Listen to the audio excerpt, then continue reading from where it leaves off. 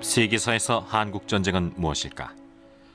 전 세계를 긴장시켰던 제2차 세계대전과 베트남 전쟁 사이에 일어난 소규모 전쟁에 불과했을까?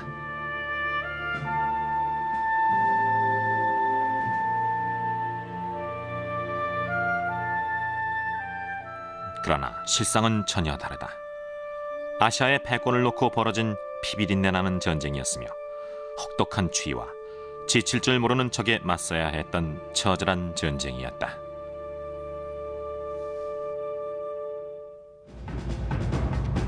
이 프로그램에서는 당시 참전 군인들의 눈으로 한국 전쟁을 바라보려고 한다.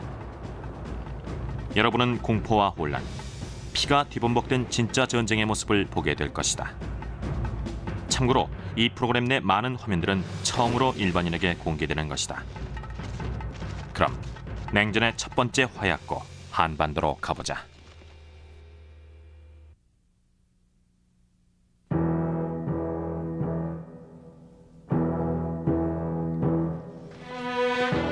(1950년 4월) 한국전쟁이 일어나기 2달 전인 이때 한반도에는 이미 전쟁의 먹구름이 들이오기 시작했다.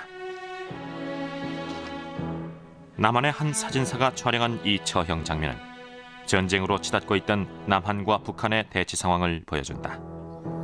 처형당하는 사람들은 북한에서 내려온 간첩들이다.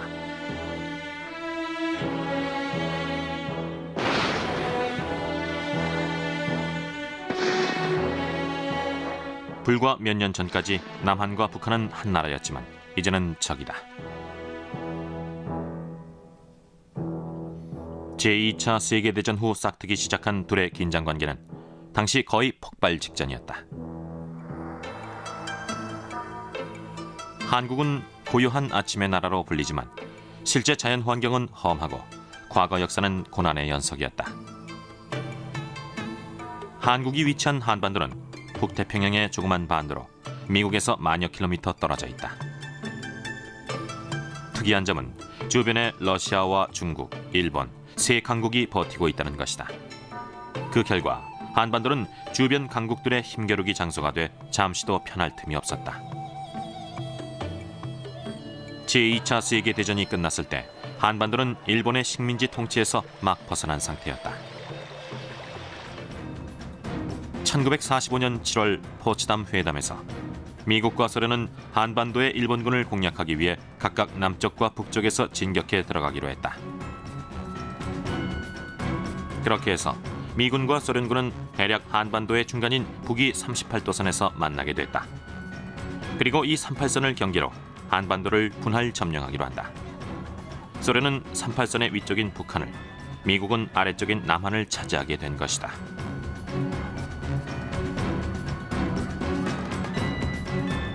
이후 1947년 미군과 소련군이 철수할 때 남한과 북한에는 전혀 다른 정부가 들어섰다. 북한에는 조선인민공화국이란 공산 정권이, 남한엔 이승만 대통령의 대한민국 정부가 수립됐다.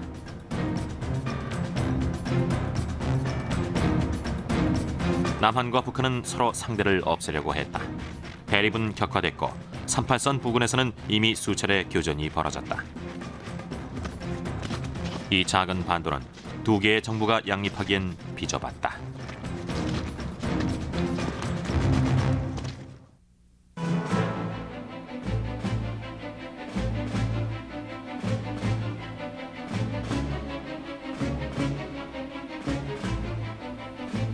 (1950년 6월 25일) 새벽 4시 북한군은 38선을 넘어 남한을 침략한다.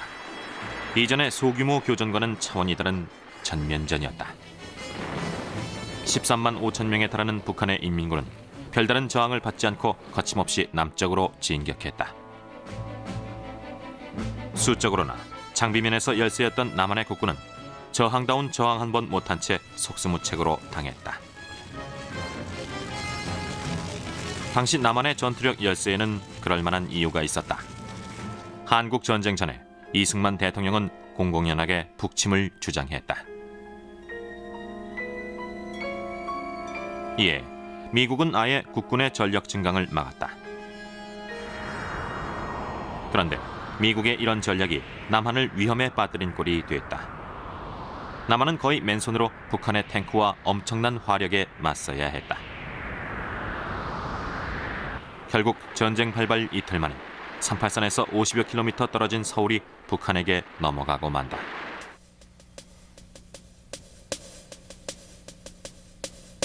겁에 질린 서울 사람들은 피난을 떠나기 시작했다. 한강을 건너 남쪽으로 갈 수 있는 길은 이들 피난민으로 북새통을 이뤘다. 그러나 북한 인민군의 남하를 두려워한 국군이 한강 다리를 폭파시킨다. 한강 다리가 폭파되는 순간 다리를 건너고 있던 수백 명의 피난민은 거의 대부분 목숨을 잃었고 수천 명은 피난길이 막히는 신세가 됐다. 서울이 함락됐다는 소식은 순식간에 퍼졌고 남한은 공포 분위기에 휩싸였다.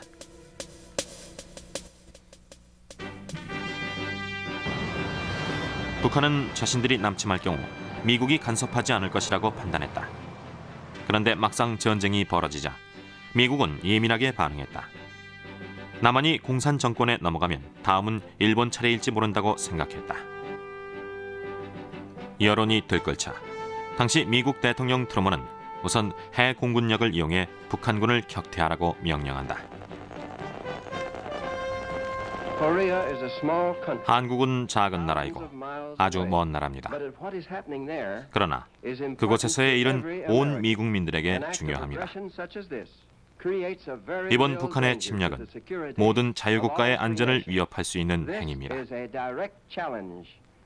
또한 이런 행위는 인류가 자유롭고 평화롭게 살 수 있도록 노력하는 자유국가에 대한 도전입니다. 이 도전은 어디까지나 정면 도전으로 미국도 정면으로 대처할 겁니다. 미 공군은 출격한 첫날 북한 전투기 6대를 격추시키는 성과를 올린다. 한편 미 해군은 북한의 해안선에 폭격을 가했다. 그러나 정작 지상의 북한군을 저지할 수 있는 방법이 없었다. 해결책으로 핵폭탄을 투하하자는 얘기가 나왔다. 그러나 이미 핵폭탄을 보유한 소련과 충돌할 경우 걷잡을 수 없는 결과를 초래할 게 뻔했다. 결국 지상군을 투입하는 쪽으로 가닥이 잡혔다.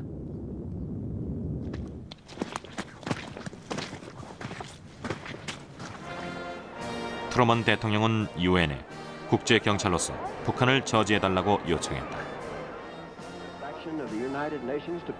유엔이 무법적인 침략 행위를 저지하기 위해 즉각적으로 조치를 취하고 이 조치에 전 세계의 자유국가들이 즉각적으로 호응할 때 국가 간의 체계를 세우려는 인류의 노력이 결실을 맺을 것입니다.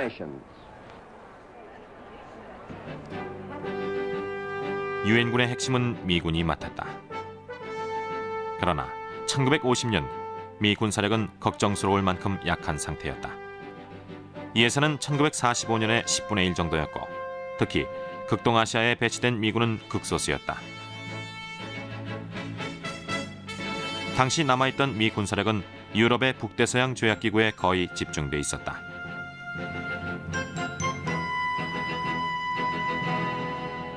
극동군 총사령관이자 제2차 세계대전의 영웅이었던 메가더 장군이 유엔군 총사령관으로 임명됐다. 당시 메가더 장군은 아시아 지역에서 미국을 대표하는 인물이었다. 그는 유엔군 총사령관에 임명됨으로써 자신의 군사적 능력을 보여줘야 했다.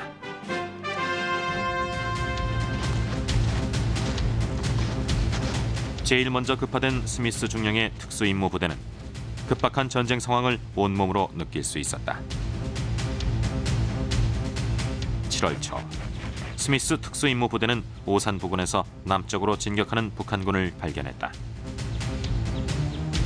즉시 산속에 숨었다가 북한군이 다가오자 가지고 있던 모든 화력을 동원해 저지 작전에 들어갔다.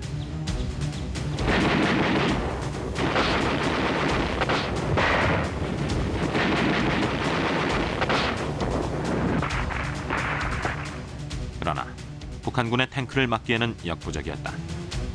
겨우 넉 대만 파괴했을 뿐 나머지 33대는 미군의 저지선을 뚫고 남하했다. 말하자면 미군은 적진 한가운데에 남겨진 꼴이 됐고 죽을 힘을 다해 빠져나와야 했다. 부대원들의 시체가 사방에 나뒹굴었고 부하 한 명이 복부에 총을 맞았죠. 그 친구가 고통스러워하는데 내가 할 수 있는 일은 머리를 쓰다듬어주는 것뿐이었어요. 이상 스미스 부대 대위 중이었습니다.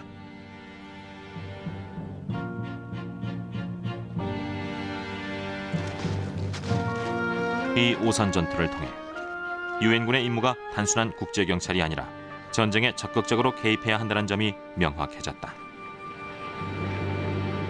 뒤이어 몇 주 동안 미 제8군 소속의 지원부대가 도착했지만 손바닥으로 강물을 막는 격이었다.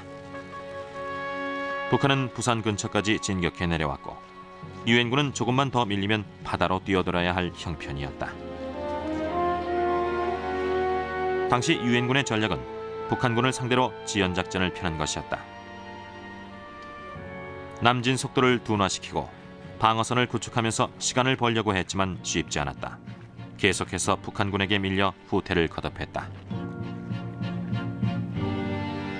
7월 20일 결국 금강전선마저 무너지고 남한은 한쪽 구석에 몰리게 됐다. 누가 봐도 유엔군의 참담한 패배였다.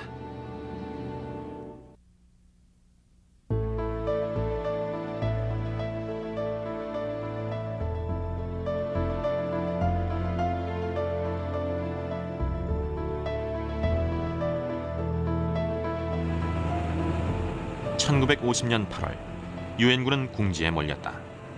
한반도 최남단 부산에서 불과 100여 킬로미터 떨어진 지점까지 밀려난 것이다.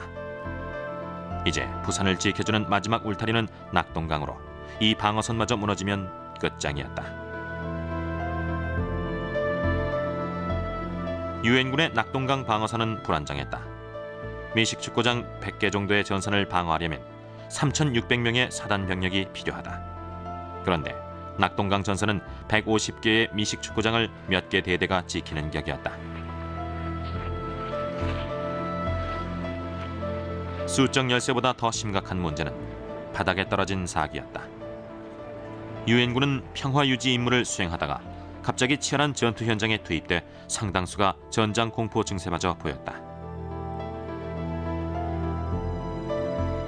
화가 난 미 제8군 사령관 워커 중장은 이런 사실을 맥아더 총사령관에게 직접 보고했다. 워커 중장은 제2차 세계대전 당시 패튼의 휘하에서 활약한 철두철미한 군인이었다. 그는 7월 29일 낙동강 전선을 사수하라는 명령을 내리고 여기서 더 후퇴하면 장례식을 치러주겠다고 말했다. 사방에 적들이 깔린 상태에서 워커 중장의 부대가 한 가닥 희망을 거는 것은 우세한 화력이었다.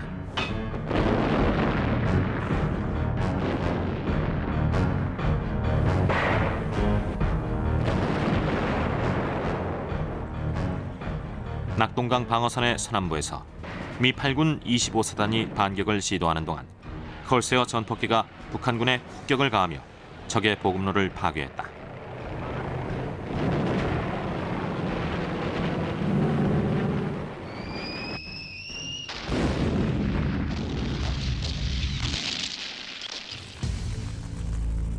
그러나 그 와중에 미군 지원 포병대대가 북한 인민군의 공격을 받는다. 피아가 뒤섞인 상황에서 미 포병대대는 무참하게 당하고 만다.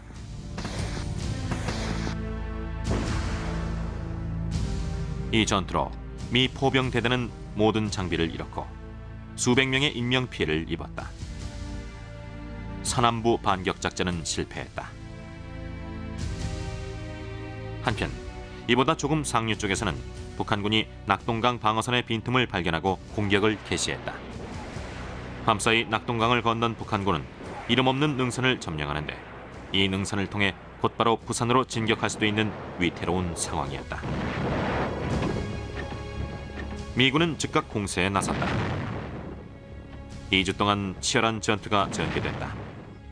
얼마나 치열했던지 어떤 고지는 미군과 북한군이 서로 10여 차례씩 번갈아가며 차지할 정도였다. 그 사이 북한군에 대한 공습은 계속됐다. 총격전이 끝나면 아군 전폭기의 공습이 시작됐습니다. 북한군은 비명을 질렀고 그 소리는 우리 귀에도 들릴 정도였죠. 비중대 플로이드 애킨스였습니다. 마침내 낙동강을 건너왔던 북한군을 격퇴시킬 수 있었다. 개전 이후 처음으로 북한군의 공세를 막은 것이다. 8월 중순, 유엔군은 효과적인 지상전 수행이 가능한 만큼의 병력을 보충할 수 있게 됐다. 부산항을 통해 프랑스, 터키, 태국, 에티오피아의 지원군이 도착했고, 특히 영국을 비롯해 캐나다, 호주, 뉴질랜드 같은 영연방 국가에서 많은 지원군이 도착했다. 이들은 제2차 세계대전에 참전하기엔 너무 어렸고 이제 활약할 나이가 된 젊은이들이었다. 그런데 전쟁의 참상에 대해서 너무 모르고 있었다. 특히 미군들은 자신감이 지나쳐 보일 정도였다. 부산은 마치 대학생들의 동창회 날 같았습니다. 들뜬 분위기였죠. 주눅든 모습은 없고 다들 당당했어요. 마치 걱정하지 마, 우린 미 해병대야 라는 것 같았죠. 탐 깊은 소위였습니다.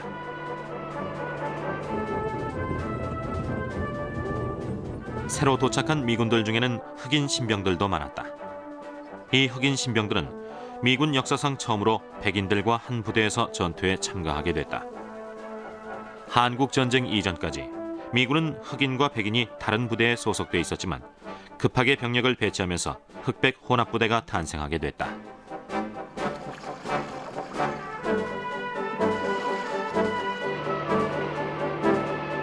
전쟁터에서 피부색은 중요하지 않았다. 이들은 전투 중에도, 휴식 중에도 잘 뭉쳤다. 8월 공세에 실패한 북한군은 9월 1일 다시 낙동강 방어선 전역에 걸쳐 대공세를 시작한다. 그러나 북한군은 지칠 대로 지친 데다 보급로가 차단돼 공세를 오래 유지할 수 없었다. 패배의 그림자가 들이오기 시작한 것이다.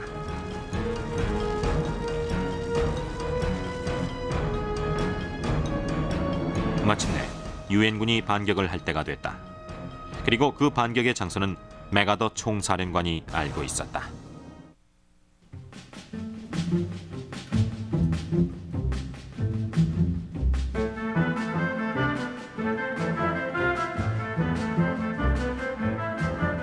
지난 몇 주 동안 메가더 장군은 대반격의 지점으로 인천항을 점찍고 있었다. 인천항은 서울에서 가장 가까운 항구로 교통과 보급의 주요 거점이었다. 그러나 인천은 치명적인 약점이 있었다. 적진 한가운데 위치해 있고 소수간만의 차이가 1km나 됐다. 게다가 항공 정찰 결과 북한군이 인천항을 철통같이 경계하고 있었다. 위험 부담이 너무 컸다. 해군과 해병대 장성들은 메가더의 인천 상륙 작전에 반대했다. 그러나 메가더의 의지는 단호했다. 이 작전의 타당성에 대해 나는 추호의 의심도 없으며 성공할 가능성도 높다고 본다. 또 한 발 더 나아가 이것이야말로 적으로부터 주도권을 빼앗을 수 있는 유일한 희망이며 결정타를 입힐 수 있는 기회다. 인천항 점령은 북한군에게 정신적인 타격이 될 것이다. 반면 유엔군에게는 사기를 높이고 전쟁의 주도권을 잡는 계기가 될 것이 분명했다. 또 인접한 김포 비행장과 40km 거리의 서울을 공략하기도 적당했다. 그러나 좁은 해안에 상륙해 곧바로 도시를 공략해야 하는 만큼 쉽지 않은 작전이었다. 작전이 성공하려면 보통 군대로는 어림없었다. 메가더 총사령관은 인천 상륙 작전을 위해 제10군단을 편성한다. 육군과 해병대, 해군으로 구성된 이 군단은 부산을 떠나 인천으로 향했다. 한 참전 군인은 당시를 이렇게 회상했다. 부산항을 떠나자마자 인천항의 조수관만에 대한 브리핑이 있었습니다. 그렇게 조수관만의 차가 큰 곳에서 작전을 수행하긴 처음이었죠. 또 그런 대규모 상륙 작전도 처음이었고요. 9월 15일 새벽이 밝아오는데 만만치 않을 거란 느낌이 들었습니다. 미 해군 소속 조지 길먼 소위였습니다. 인천 상륙작전은 전략을 짜는데 어려움이 많았다. 썰물일 때 수심이 너무 얕아서 대형 군함의 기동이 쉽지 않았기 때문이다. 그래서 상륙작전을 밀물 시간에 맞춰 두 단계로 나눠야 했다. 아침 밀물 시간에 인천항 입구에 위치한 월미도를 확보한 다음 저녁 밀물 시간에 인천항을 공략하기로 했다. 작전 개시 닷새 전 월미도에 폭격을 가해 적을 무력화시키기 시작했다.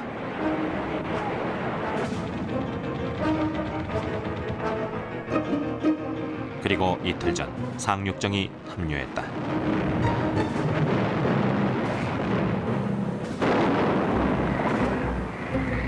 드디어 9월 15일 새벽 미 10군단은 월미도 공략에 들어갔다. 월미도의 북한군은 방심하고 있다가 사상자를 320명이나 내고 섬에서 후퇴했다.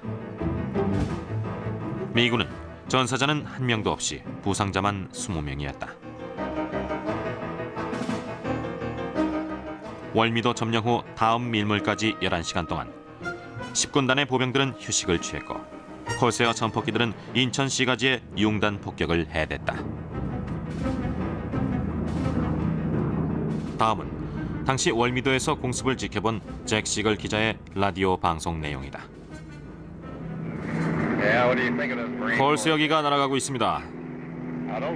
정말지 쏜살같이 날아다니네요. 폭발음 들리십니까? 2번 올리죠. 세상에, 어느새 저쪽 산까지 가서 한 방 먹이고 다시 이쪽으로 오고 있습니다.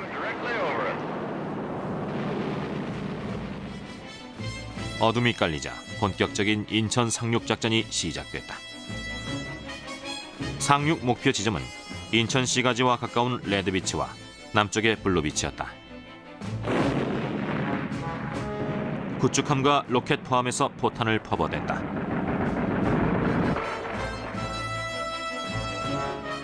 상륙정들은 속속 해변으로 향했다.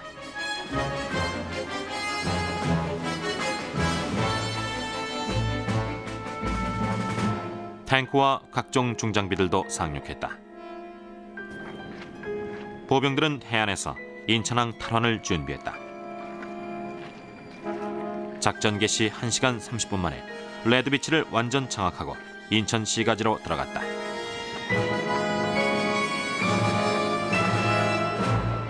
다음 날 아침 레드비치와 블루비치로 상륙한 보병들이 서로 만나면서 작전은 끝났다. 인천 상륙작전은 유엔군 전사자가 단 20명에 불과할 만큼 신속 정확했다.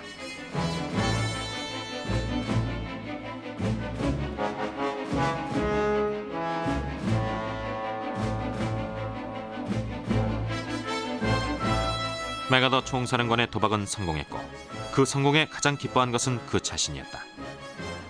그러나 전쟁은 이제부터 시작이었다.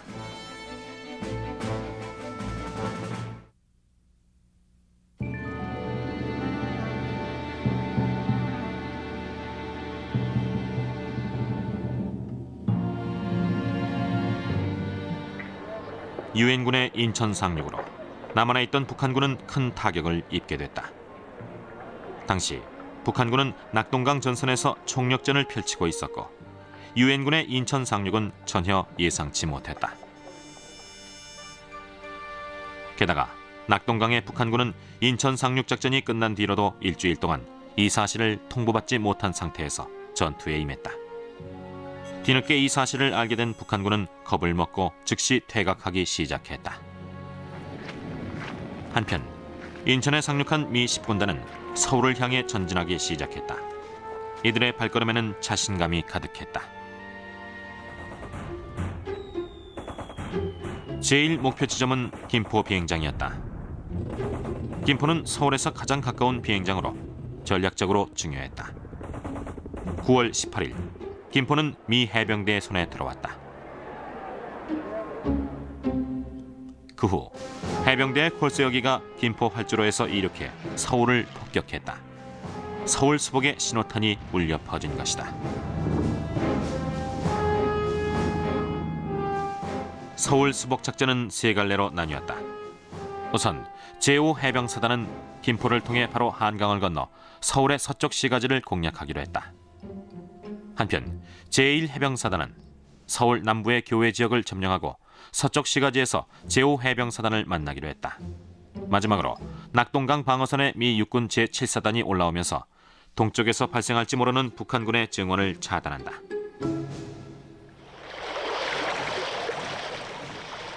미 해병대는 작전대로 한강을 건넜지만 서울 서쪽의 고지에서 강한 저항에 부딪힌다.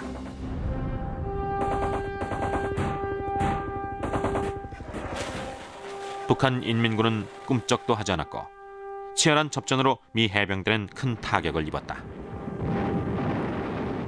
포대와 전투기가 사흘 동안 지원 사격을 했다.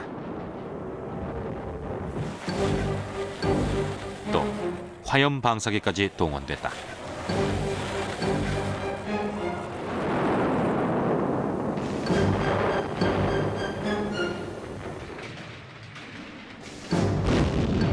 그러나 북한군의 저항은 거셌다. 미 해병대 소속의 중대가 66고지에서 치른 전투는 처절할 정도였다.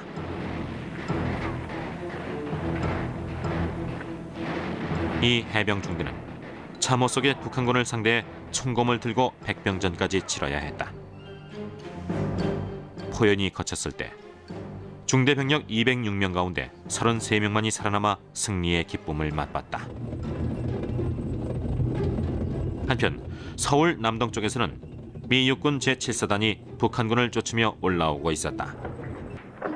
9월 22일 북한의 전차 대대를 격퇴시켰고 서울에서 남동쪽으로 30여 킬로미터 떨어진 수원 비행장을 확보했다. 김포와 수원 비행장에서 이륙한 전투기들은 지상군의 서울 전진에 힘을 실어줬다.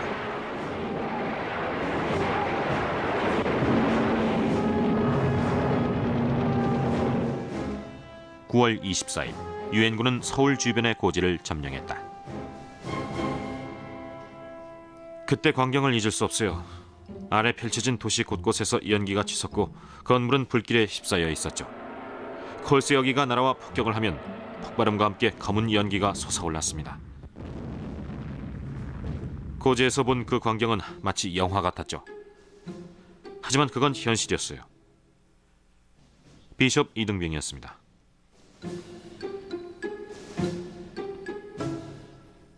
다음 날인 9월 25일 북한군은 서울에서 퇴각하고 3개월 만에 서울은 수복됐다.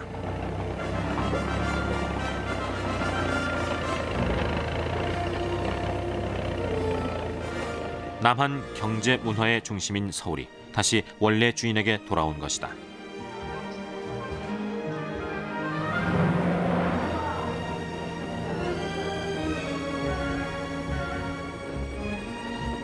(9월 29일) 이승만 대통령과 메가더 총사령관이 참석한 서울 수복 기념식이 거행됐다. 이 기념식은 전 세계의 유엔군의 국제 경찰로서의 위상을 알리는 자리이기도 했다. 그러나 기념식 중간에도 멀리 저격병들의 총성이 들려 위험이 완전히 사라지지 않았음을 경고했다.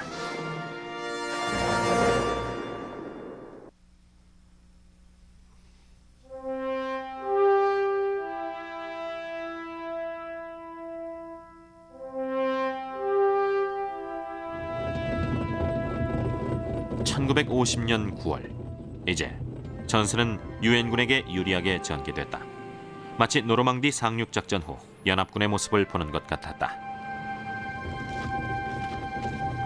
우선 목표는 38선까지 진격해 예전의 군사 분계선을 회복하는 것이었다. 마침내 10월 1일 남한의 국군 사단이 제일 먼저 38선에 도착했고 그 여세를 몰아 계속 북진했다. 일주일 뒤에는 유엔군도 38선에 도착해 북진 명령을 기다렸다.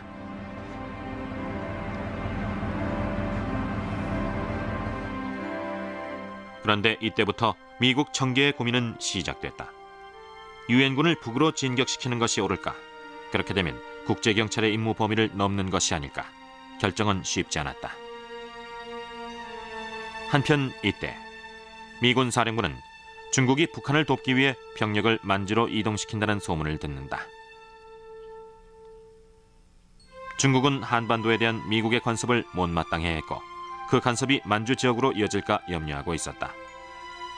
첩보에 따르면 45만 명의 중국 공산군이 압록강 너머에서 언제라도 공격할 태세를 갖추고 대기 중이었다. 그러나 완전한 승리를 바라는 군과 일반인들은 이런 위험 신호를 무시해버렸다. 미국민은 절반의 승리에 만족하지 않았다. 사실 한국전쟁은 미국과는 거의 무관한 전쟁이었다. 1950년대 미국은 평화로웠고 집집마다 자동차가 최소 한 대씩 있을 만큼 풍요로워서 따분할 정도였다. 그런데 이때 마침 한반도의 전승 소식은 미국민들에게 자극제가 됐다. 특히나 공산주의에 대해 반감을 갖고 있던 미국민들은 미군의 북진을 환호했다.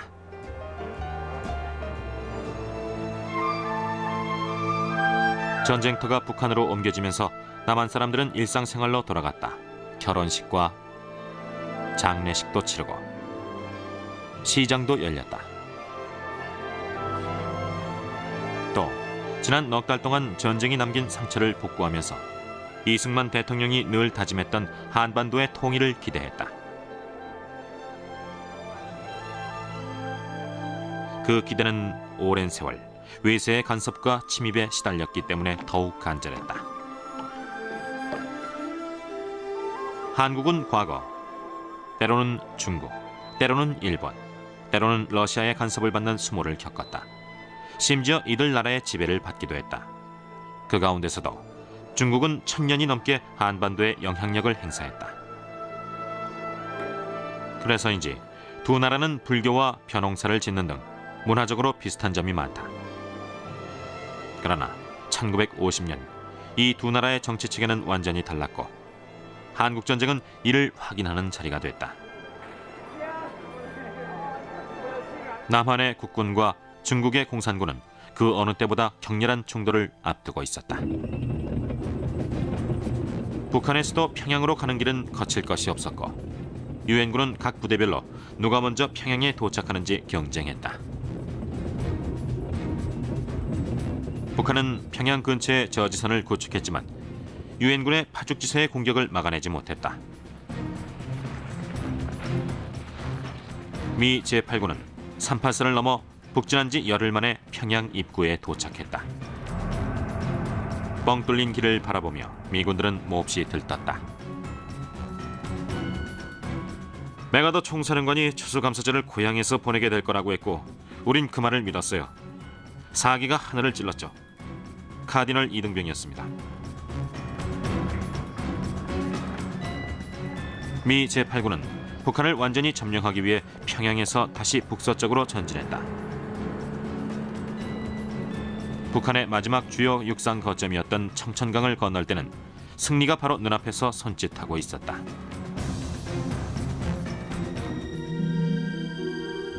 그러나 건너편에서 이들을 기다리는 것은 100여 구의 미군 시체였다. 궁지에 몰린 북한이 최후의 발악으로 미군 포로들을 죽인 것이다. 10월 24일 유엔 결의안에 따라 메가더 총사령관은 압록강까지 진격할 것을 명령한다. 완전한 승리가 곧 손에 잡힐 듯했다. 그러나 압록강에서 이들을 맞이한 것은 완전한 승리가 아니었다. 수십만 명의 중공군이었다.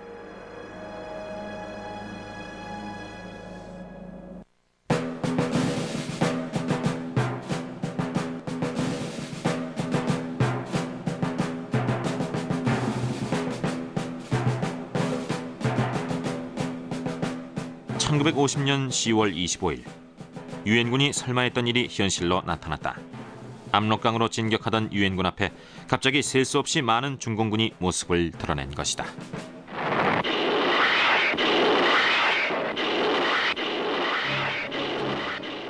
중공군은 유엔군의 항공 정찰을 피해 몰래 북한 산악 지역에 잠입 숨어 있었다.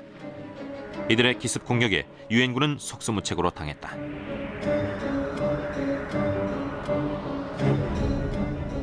당시 유엔군의 방어책은 항공 지원뿐이었다. 사방에서 몰려나오는 중공군에 맞서 필사적으로 싸웠지만 대부분 전사하고 만다. 이 소식이 알려지면서 몇 시간 전까지만 해도 하늘을 찔렀던 유엔군의 사기는 급속도로 땅에 떨어졌다. 생존자들은 중국말을 들었다 그러고 우린 어떻게 된 일인지 몰랐어요. 할로윈 때였는데 날은 춥고 우린 꽁꽁 얼어 있었죠. 앞이 캄캄했어요. 제19 보병대 하프였습니다. 승전 퍼레이드를 준비하고 있던 극동사령부는 중국이 전면적으로 전쟁에 개입한 것은 아니라고 생각했다. 그래서 워싱턴에 압록강에 중국 수비대와 작은 마찰이 있었을 뿐이라고 보고했다.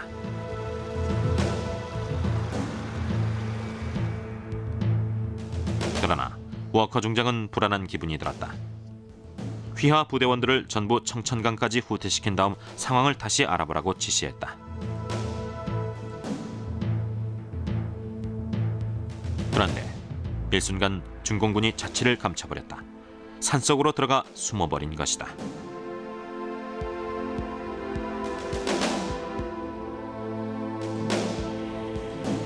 (11월) 내내 중공군의 규모를 파악하기 위해 유엔군의 정찰기가 떴다. 그 결과 파악된 중공군의 수는 5만에서 7만 명으로 충분히 대적할 수 있는 규모였다. 그러나 실은 45만 명이 더 있었다. 중공군은 위장술의 천재들이었다. 이들은 나뭇가지로 위장한 채 낮 동안 꼼짝 않고 숨어 있었다.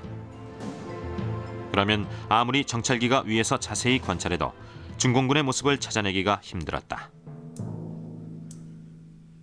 그렇게 11월도 거의 지나가고 유엔군은 크리스마스엔 고향에 갈 수 있을 것이라고 기대했다. 중공군이 잠잠하자 11월 24일 메가더 총사령관은 재전진을 명령한다. 서부전선은 미8군이 맡았다. 이번엔 단 한 대대도 낙오되는 일이 없길 바라며 압록강으로 전진했다. 동부전선은 제10군단이 맡고 장진호 방향으로 전진했다.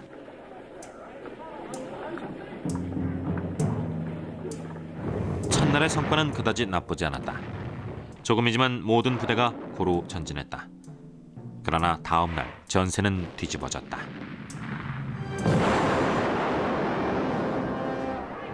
미 8군과 10군단 사이에는 허술한 빈틈이 있었는데 중공군이 이 지점을 집중 공격하고 나선 것이다.